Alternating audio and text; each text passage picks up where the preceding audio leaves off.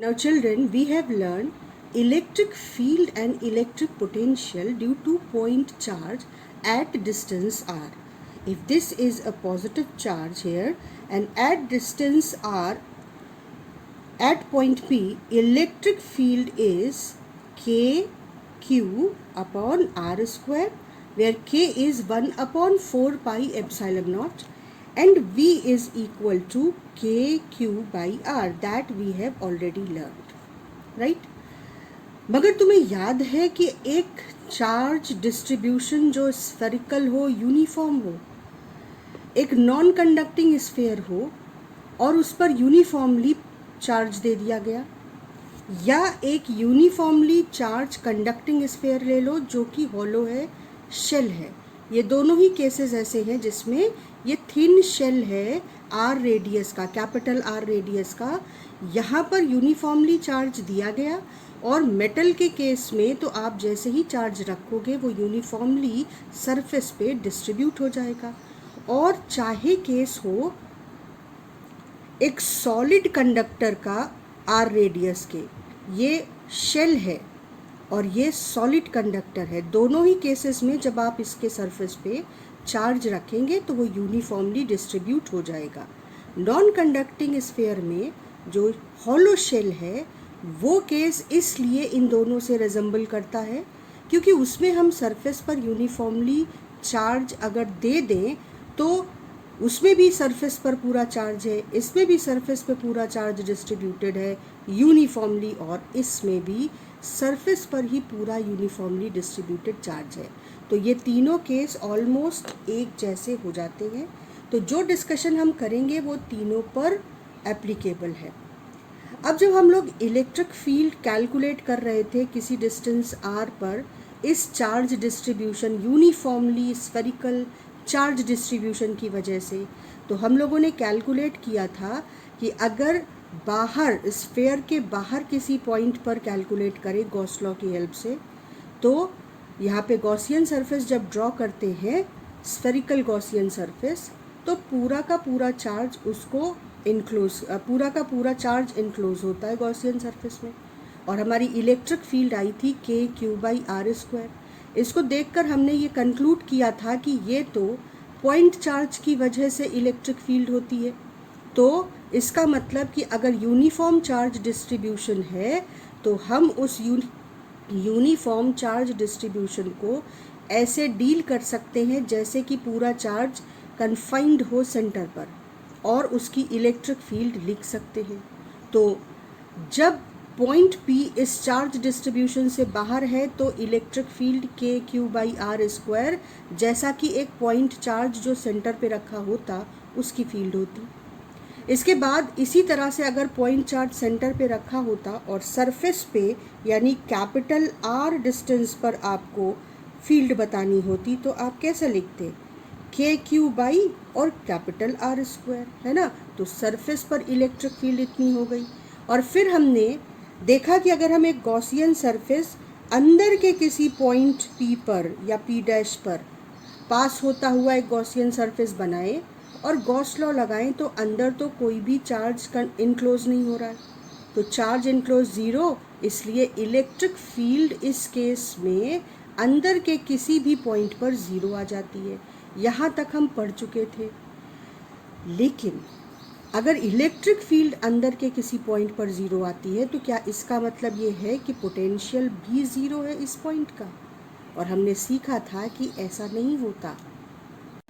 तो बच्चों आज हम सीखेंगे कि पोटेंशियल इस केस में कैसे कैलकुलेट करते हैं. और हम फिर से 3 पॉइंट लेंगे. एक पॉइंट जो स्फीयर से बाहर है, एक पॉइंट जो स्फीयर पर है और एक पॉइंट जो स्फीयर के अंदर है. ठीक, तो पोटेंशियल डिफरेंस हम कैसे कैलकुलेट करते हैं, उससे ही पोटेंशियल एट अ पॉइंट निकलता है. याद है आपको?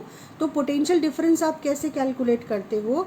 आप कहते हो कि इन्फिनिटी से यूनिट पॉजिटिव चार्ज को P पॉइंट तक लाने में जितना काम किया वो काम ही पोटेंशियल ऑफ दैट पॉइंट है. ठीक है, तो इस बात को हम ऐसे भी तो कह सकते हैं कि यूनिट पॉजिटिव चार्ज को P से इन्फिनिटी तक ले जाने में जितना काम किया उसे उस पॉइंट का पोटेंशियल कहते हैं. दोनों ही बातें एक है.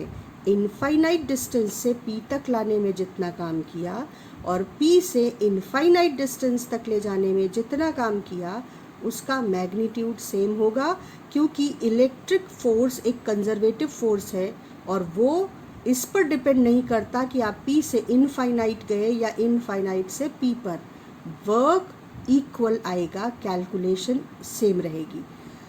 इसका फ़ायदा क्या होगा कि जब हम P से किसी चार्ज को इनफाइनाइट डिस्टेंस पर ले जाएंगे ना, तो हम इलेक्ट्रिक फील्ड की डायरेक्शन में चलेंगे और E dot d are simply हो जाएगा। तो इसलिए इससे कोई फ़र्क नहीं पड़ता कि हमने डेफिनेशन में ये थोड़ा सा सुधार कर दिया, ठीक है। अब देखो, हमने 2 पॉइंट कंसीडर किए, एक तो P जिसका पोटेंशियल हमें कैलकुलेट करना है और एक इनफाइनाइट डिस्टेंस पर पॉइंट है ना। और पॉइंट चार्ज को जब यहाँ से वहाँ ले गए तो जो वर्क डन था वो इस फॉर्म में आया था। थोड़ा सा रिकॉल करेंगे पीछे जाकर, याद करो पोटेंशियल डिफरेंस को हमने डिफाइन किया था change in potential energy upon Q not. Change तब हुआ था जब क्यू नॉट को हम पॉइंट 1 से पॉइंट 2 तक ले गए थे, और क्योंकि पोटेंशियल एनर्जी का चेंज इसलिए हुआ था कि कुछ काम किया गया था, तो हमने कहा कि पोटेंशियल एनर्जी का चेंज इक्वल होता है minus work done by the field. और फिर F को हमने क्यू नॉट ई लिख दिया था और ये क्यू नॉट इस क्यू नॉट से चला गया था, ठीक। ये क्यू नॉट यहाँ हमने कैरी किया है, ये क्यू नॉट और ये क्यू नॉट। तो कौन सा चार्ज मूव कराया? Q not. कहाँ से कहाँ तक? पॉइंट 1 से पॉइंट 2 तक। काम किया फील्ड ने जितना भी, उस फील्ड के काम का negative part, negative value equal to change in potential energy होती है, और फिर उसको अगर हम उस चार्ज से डिवाइड करते तो पोटेंशियल डिफरेंस निकलता है। तो इसलिए हमारे पास ये फॉर्मूला जो आया था कि potential difference is equal to minus E dot d r, ये यहाँ इस डिस्कशन से आया था। इसको रिकॉल करने से हमको फॉर्मूले और कॉन्सेप्ट दोनों याद होते रहेंगे। तो अब हम P से इनफाइनाइट डिस्टेंस पर एक यूनिट पॉजिटिव चार्ज को ले चले, तो हमने कहा कि potential difference of final point minus initial point is E dot d are. कहाँ से चले थे हम लोग? R डिस्टेंस से। और कहाँ पहुँचेंगे? इनफाइनाइट डिस्टेंस पर। उसके बाद इनफाइनाइट डिस्टेंस का पोटेंशियल 0 है, वो रख दिया, और E की value KQ by r square रख दी। अब KQ को बाहर लेकर इंटीग्रेशन से 1 अपॉन आर स्क्वायर को जब आप इंटीग्रेट करोगे तो minus 1 upon r, minus 1 upon r में आप वैल्यू सब्सटीट्यूट करोगे तो इधर minus V at point P और इधर आएगा माइनस KQ बाई आर। ये माइनस चला जाएगा और आपके पास क्या बचेगा कि V at point P is KQ by r, जहाँ V क्या है? उस पॉइंट का पोटेंशियल जो एक यूनिफॉर्मली चार्ज डिस्ट्रीब्यूशन से उसके सेंटर से R डिस्टेंस पर है। और ये फिर से वो ही वैल्यू आ गई जो एक पॉइंट चार्ज की आती अगर वो चार्ज Q सेंटर पे रखा होता। यानी यूनिफॉर्मली चार्ज डिस्ट्रीब्यूशन को हम ऐसे मान सकते हैं कि जैसे सारा चार्ज सेंटर पर रखा है और उससे R डिस्टेंस पर इलेक्ट्रिक फील्ड भी हमको मिल जाती है, और उससे R डिस्टेंस पर पोटेंशियल भी हमको उसी कॉन्सेप्ट के साथ मिल जाता है। अगर यही पॉइंट P R डिस्टेंस बाहर ना होकर इसी सरफेस पर होता तो हम स्मॉल r की जगह radius of the sphere capital R रख देते, तो KQ बाई कैपिटल R मिल जाता हमको वैल्यू। अब सवाल आया जो मैंने थोड़ी देर पहले उठाया था कि अगर हम किसी पॉइंट P पर अंदर हैं तो ये पॉइंट पर इलेक्ट्रिक फील्ड 0 है, तो क्या पोटेंशियल भी 0 होगा? और हम कहेंगे कि नहीं, पोटेंशियल 0 नहीं, कांस्टेंट होगा। और कितना होगा? उतना ही होगा जितना इसकी सरफेस पर है, KQ बाई कैपिटल R। इस पूरे रीजन में KQ by capital R potential होगा, क्योंकि पोटेंशियल डिफरेंस नहीं है, इसलिए इलेक्ट्रिक फील्ड इस जोन में 0 है। तो किसी पॉइंट P पर अंदर इलेक्ट्रिक फील्ड तो 0 है, लेकिन इस पॉइंट पर जो पोटेंशियल होगा वो वही होगा जो इसके सरफेस पर है। अब तुम्हारे मन में सवाल आ सकता है कि हम ऐसा कैसे कह सकते हैं, तो चलो हम मैथमेटिकली उसको कैलकुलेट कर लेते हैं। हम फिर से अपना वही प्रोसेस लेंगे कि हम पी पॉइंट से इनफाइनाइट डिस्टेंस पर यूनिट पॉजिटिव चार्ज को लेकर जाएंगे और work done equal to potential work done per unit charge equal to potential difference, ये जो फॉर्मूला हमको उससे मिला था उसको यूज़ कर लेंगे। तो P से इनफाइनाइट डिस्टेंस तक गए तो final potential minus initial potential is equal to, और ये वर्क डन का मॉडिफाइड फॉर्म आया था minus E dot d r. ठीक, अब देखो यहाँ दिक्कत ये है कि इस जोन में, अंदर इस जोन में फील्ड ज़ीरो है, जबकि बाहर की तरफ फील्ड के क्यू बाई आर स्क्वायर के अकॉर्डिंग वेरी करती है। इस पॉइंट पर इलेक्ट्रिक फील्ड ज़ीरो है और बाहर के किसी भी पॉइंट पर इलेक्ट्रिक फील्ड के क्यू बाई आर स्क्वायर के फॉर्मूले से वेरी करती है। तो कोई चिंता की बात नहीं, बड़ा आसान है। यहाँ से यहाँ तक जो काम करेंगे वो इस इलेक्ट्रिक फील्ड के अकॉर्डिंग करेंगे, और यहाँ से इनफाइनाइट डिस्टेंस तक जो काम करेंगे वो इस इलेक्ट्रिक फील्ड की अकॉर्डिंग करेंगे। तो हम अपनी जर्नी को दो पार्ट में तोड़ लेते हैं। इस इलेक्ट्रिक फील्ड के लिए अलग एक्सप्रेशन लिखेंगे और इस इलेक्ट्रिक फील्ड के लिए अलग एक्सप्रेशन लिखेंगे। तो सीखो इसको कि कैसे तोड़ेंगे जर्नी को।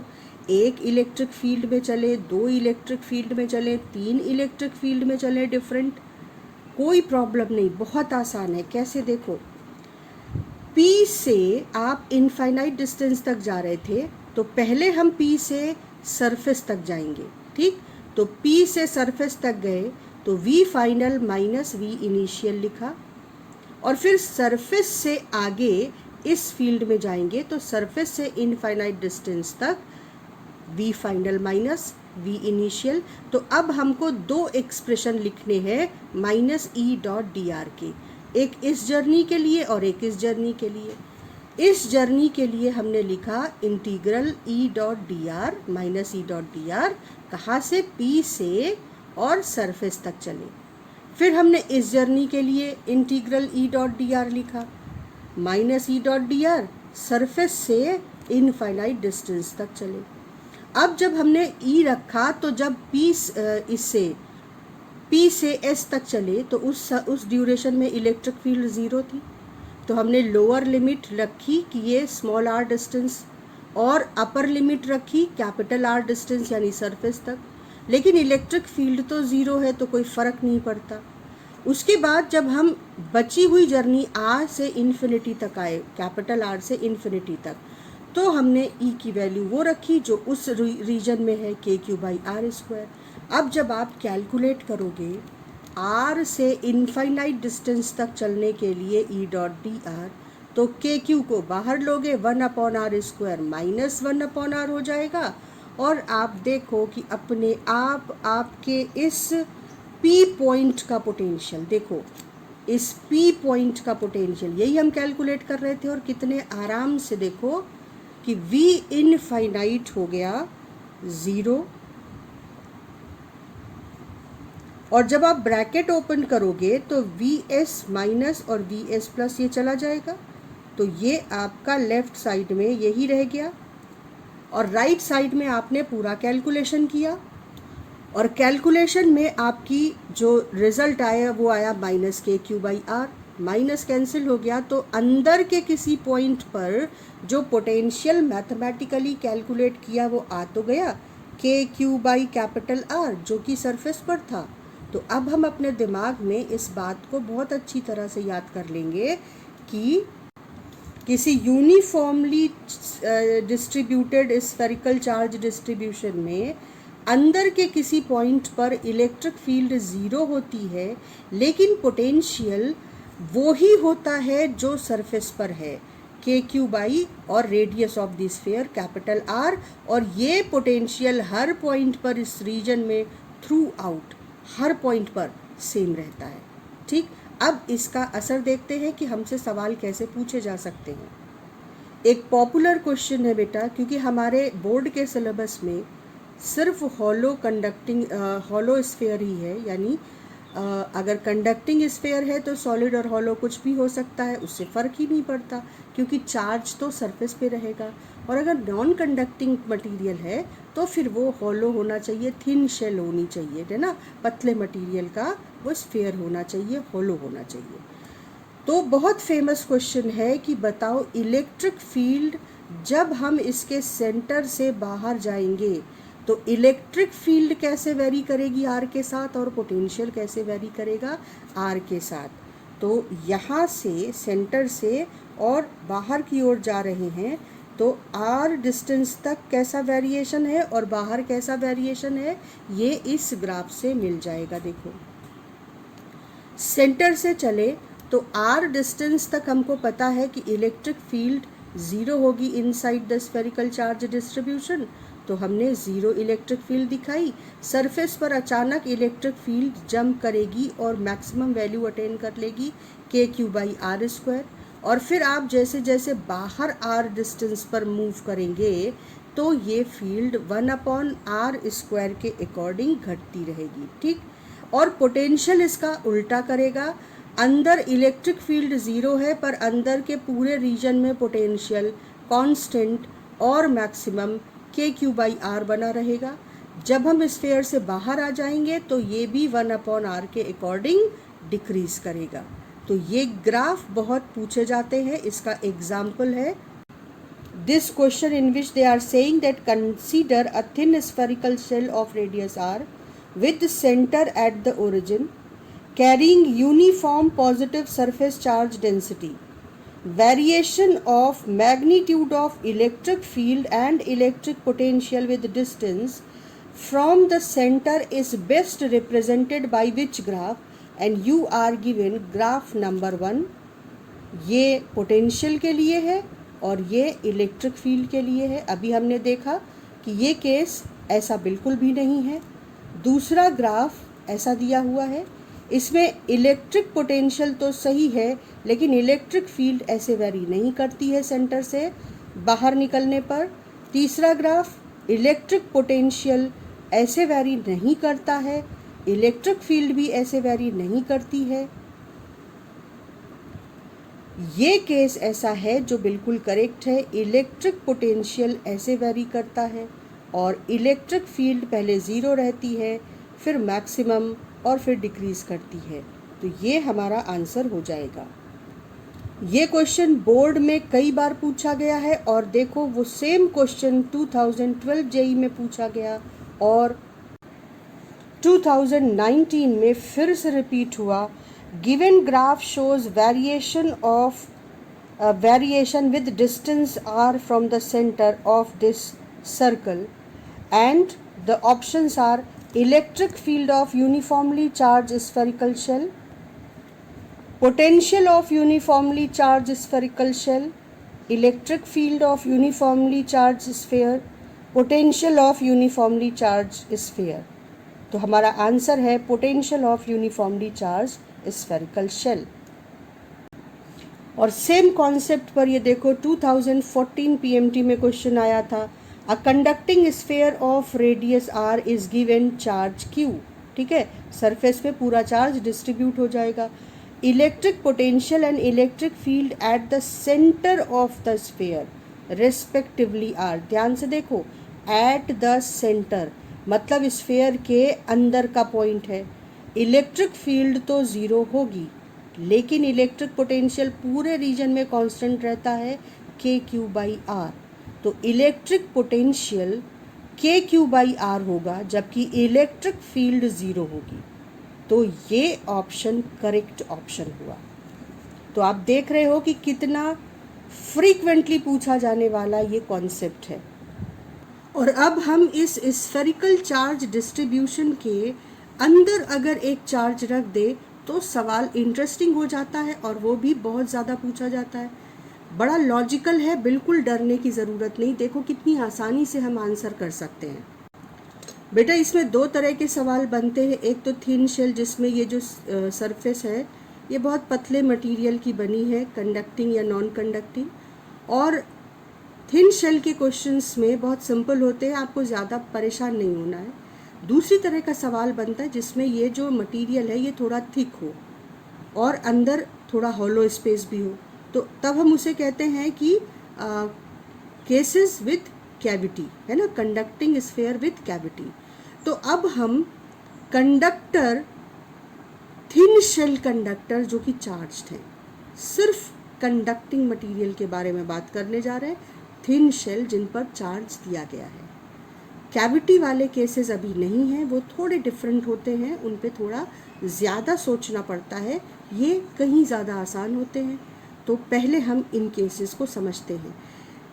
शेल के अंदर जब बाहर चार्ज रखा था तो हमने बहुत आराम से देखा था कि अगर बाहर के पॉइंट पे पूछे तो KQ/R²।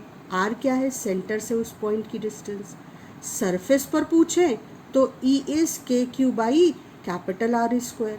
और अंदर किसी पॉइंट पर पूछे तो क्योंकि कोई चार्ज अंदर इनक्लोज नहीं होता गॉसियन सरफेस के, तो इलेक्ट्रिक फील्ड हो जाती ज़ीरो, है ना।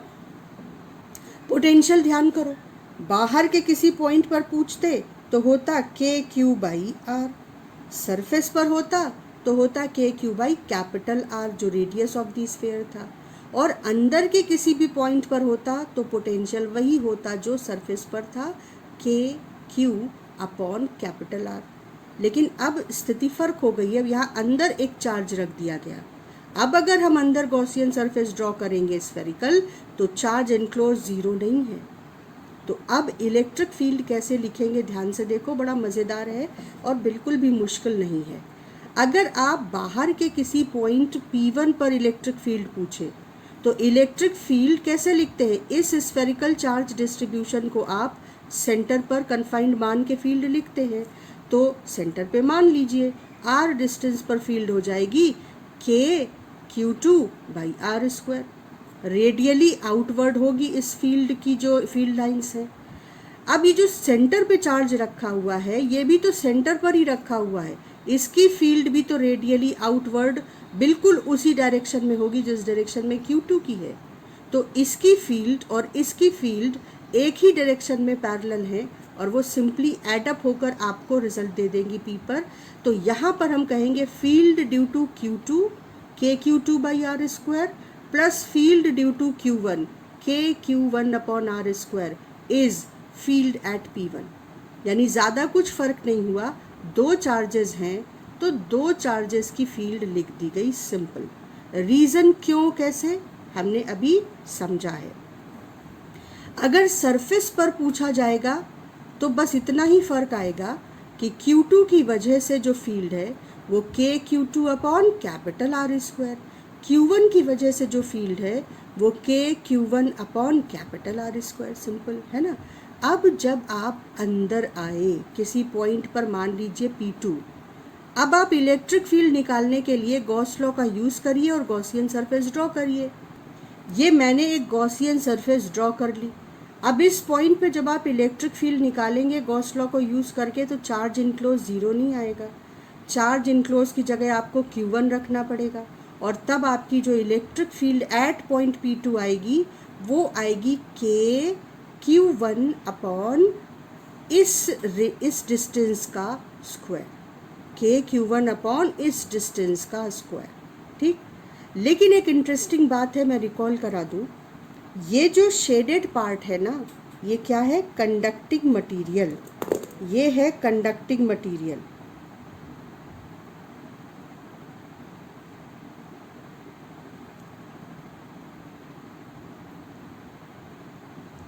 तो अगर अंदर चार्ज रख दिया तो अब कंडक्टिंग स्फेयर के अंदर फील्ड ज़ीरो नहीं है।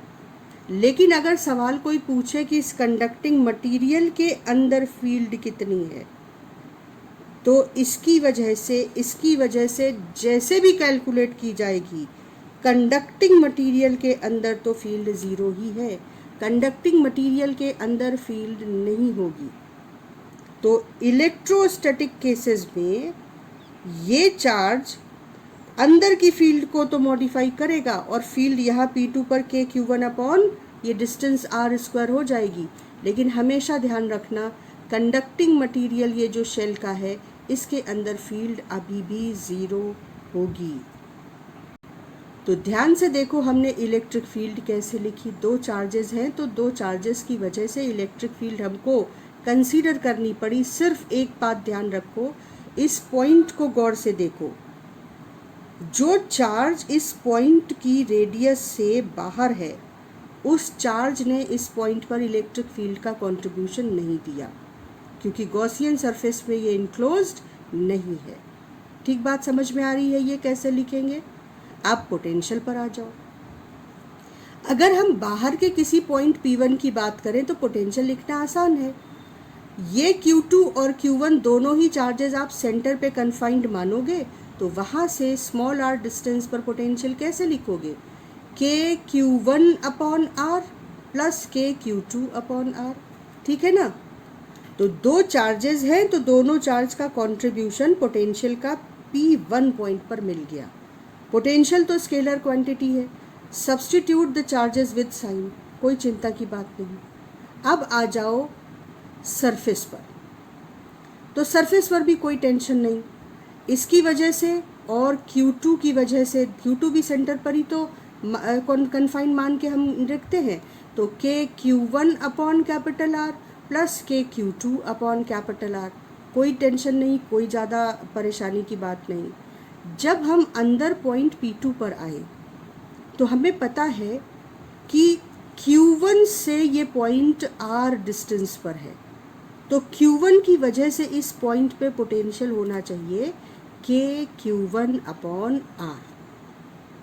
क्लियर हुई? हमने लिख दिया चुपचाप, Q1 से R डिस्टेंस पर जो पोटेंशियल पॉइंट चार्ज का होना चाहिए लिख दिया।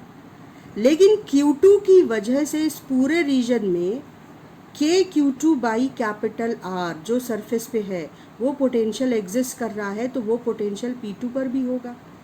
तो Q1 की वजह से जब पोटेंशियल लिखा तो देखो हमने R डिस्टेंस पर जो पोटेंशियल है वो लिखा, लेकिन जो चार्ज बाहर डिस्ट्रीब्यूटेड है उसकी वजह से कांस्टेंट पोटेंशियल का कंट्रीब्यूशन आ रहा है P2 पर, तो वो लिखा KQ2 बाई R।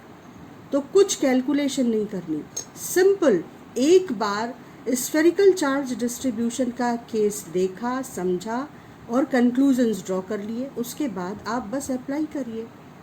तो ये आपकी इलेक्ट्रिक फील्ड की वैल्यूज़ आ गई और ये आपकी पोटेंशियल की वैल्यूज़ आ गई बाहर के पॉइंट पर, सरफेस पर और सरफेस के अंदर के पॉइंट पर।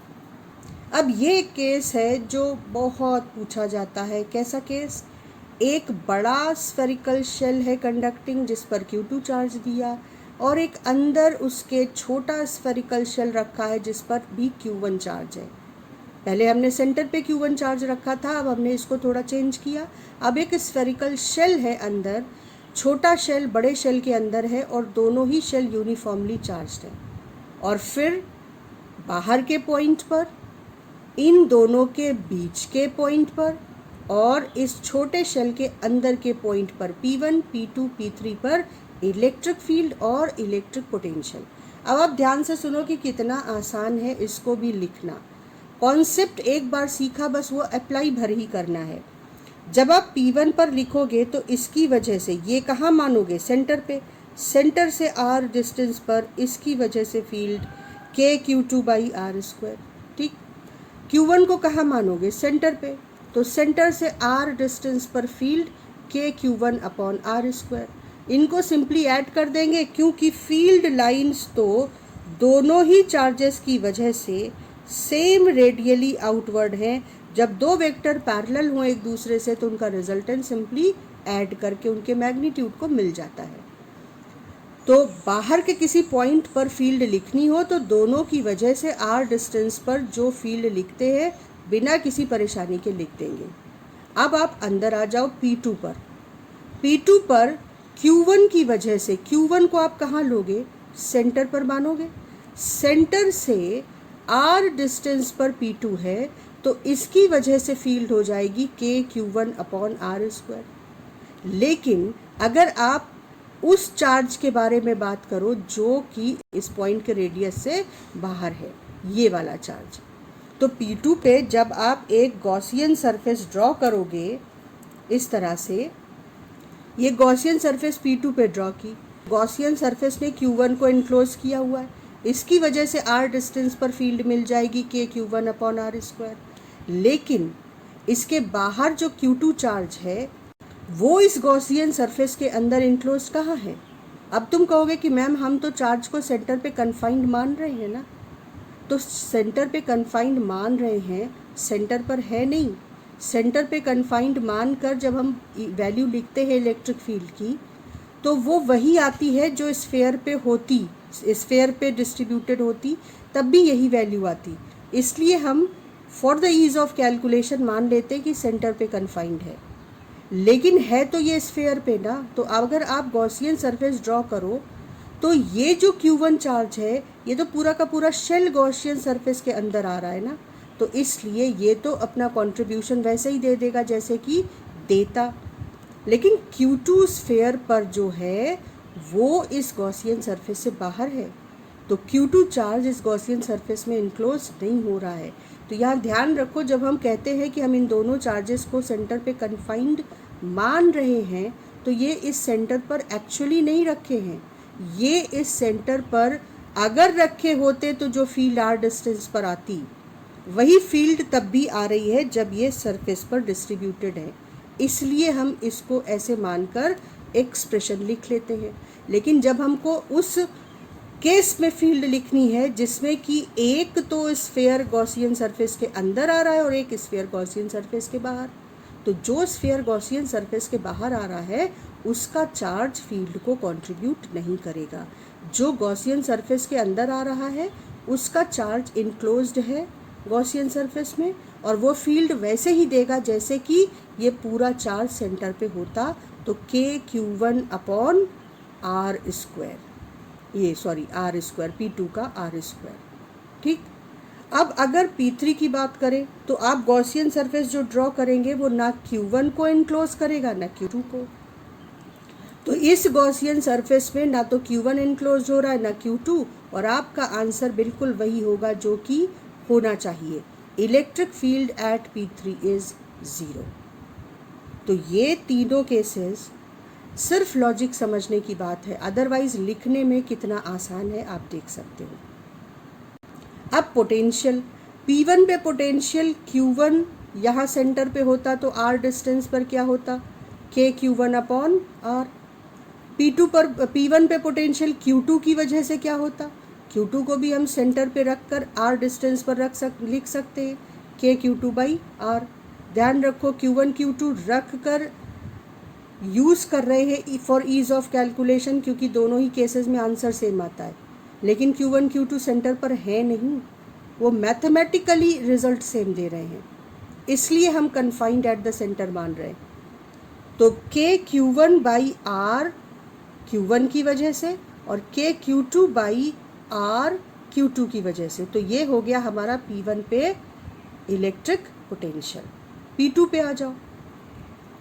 P2 पे Q1 की वजह से, आप Q1 को यहाँ सेंटर पे मानोगे तो r डिस्टेंस पर जो पोटेंशियल होगा वो K(Q1/r) होगा।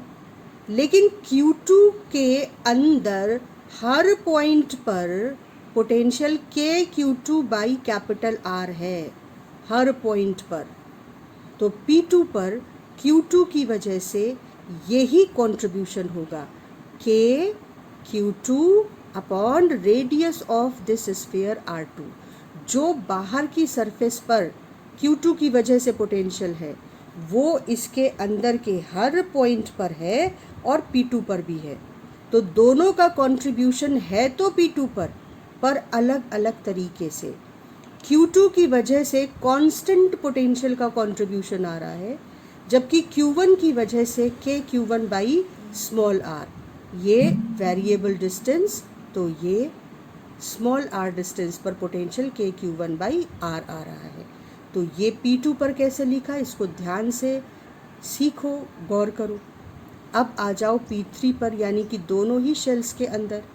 अब तो सिंपल और भी ज़्यादा हो गया। बाहर के शेल की वजह से अंदर के हर पॉइंट पर पोटेंशियल सेम था।